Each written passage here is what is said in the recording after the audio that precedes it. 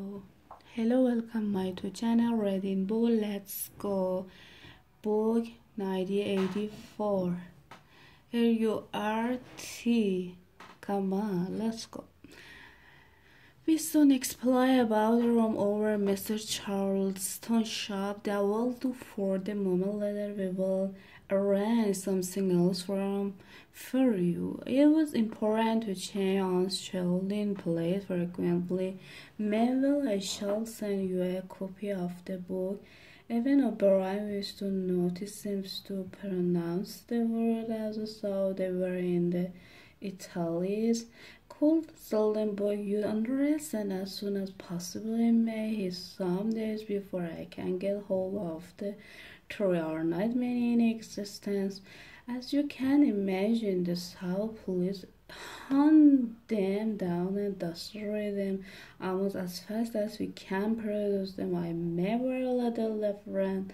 The book is industrial tribute. If the last copy were gone, we could reproduce it almost word for word. Do you carry a briefcase to work with you? He added as you roll. Yes, what it is like black, very shabby, with two straw. Black to straw, very shabby, good on in the far near future. I can give it that. One of the message among your morning work will contain a man. Spray the word and you will have to ask for a repeat. On the following, you will go to work without your briefcase. At some time the day in the street, a man will touch you and say, I see you have dropped your briefcase. The one he gave you will contain a copy of Gillistan's book. You will return it within 14 days. They were silent for a moment. There are a couple of minutes before you need go sit. O'Brien will shall meet again. If we do meet again, we don't look at him in the place where in trees in no darkness. He said hostility. O'Brien, nobody was on appearance of surprise. In place where there is not darkness, he said, as though he had recognized the illusion. And in the meantime, is there anything that you wish to say before you leave? Any message? Any question? Winston saw there did not seem to be any further question that he wanted to ask. Still less did he feel any impulse to utter high-sounding generality.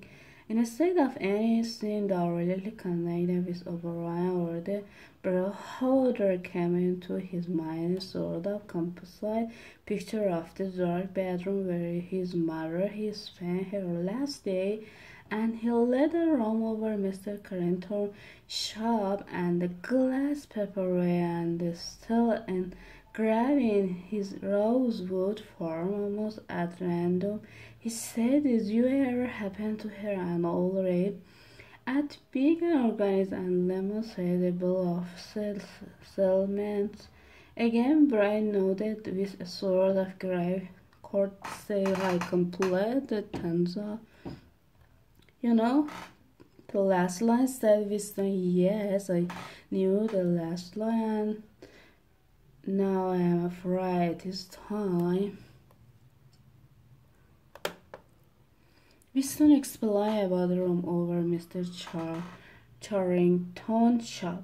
That will do for a moment. Later we will arrange something else for you. It's important to chance children. Please frequently Manuel. I shall spend your copy of the book. Even O'Brien Winston noticed seems to pronounce the word as though they were in Celtic.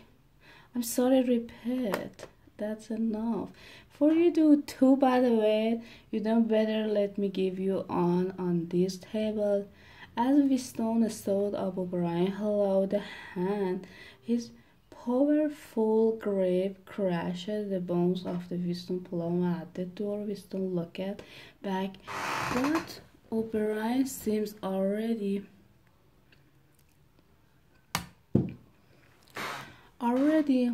at the door. Winston looked back, but O'Brien seemed already to be in a process of putting him out of mind. He was waiting with his hand on the switch that controlled the screen. Beyond him, Winston would see the writing table with in green shadow, lavender speaking and were basket deep laden with paper. The the inside was closed on 32nd in accurate to him. O'Brien will be back at his intriguing important work on behalf of the party. Chapter 9. Winston was glutinous with fatigue. Clayton was the right word. It had come into his head conspicuously. His body seems to have not only the weakness of the jelly, but his translucency. He felt that if he held up his hand, he would be able to see the light through it. All the blood and rhythm had been drained out of him by an enormous deep bunch of work, leaving only a frail structure of nervous bones and scale. Tension seems to be managed via his oral for his shoulder. The pavement tightly fit, even the opening and closing of the hand was an effort that made his journey correct. He had worked more than 90 hours in 5 days to had everyone else in the ministry now all over and he had literally nothing to do, no part work of any description until tomorrow morning. He could spend 6 hours in the building place in the another night in the house on bed slowly in mine afternoon sunshine. He walked up with Danny straight in the direction of Mr. Carrington's shop, keeping an eye open for the patrol, but rationally convinced that this afternoon there was no danger of anywhere interfering with him. The heavy briefcase that he was carrying bumped against his neck at each step, sending a landline sensation up and down the skin of his leg. Inside was the book which he had now had in his possession for 6 days and had not yet opened, nor even looked at. On the 6 days of Hedwig, after the prescience, the speech, the shadowing, the signing, the banner, the poster, the film, wax were the rolling of drum and squalling of trumpet, the thrum of marching feet, the grinding of the caterpillar of tan, its roar of massive planes, the booming of gun. After 6 days of this, when the great or gas was quivering to its climax, and the general hatred of Erosia had blown up into such delirium that if the crowd could have got their hands off the 2,000 Erosia were crime land who were to be publicly handed on the last day of the proceeding, they would unquestionably have turned them to page. And just this moment it had been announced that Oceania was not after all at war with Erosia. Oceania was at war with Estasia, Erosia within an alley. There was, of course, no admission that any change had taken place. Merely it became now with extreme sadness and everywhere announced that Styria and not Erosia was the enemy. Winston was taking part in the demonstration in honor of the central London square. At the moment when it happened, it was hot, and the white faced and their scarlet banner were literally floated the square, speaking with 1,000 people, including below 1,000 school children in the uniform of the unscrolled platform and orator of the inner party. A small man with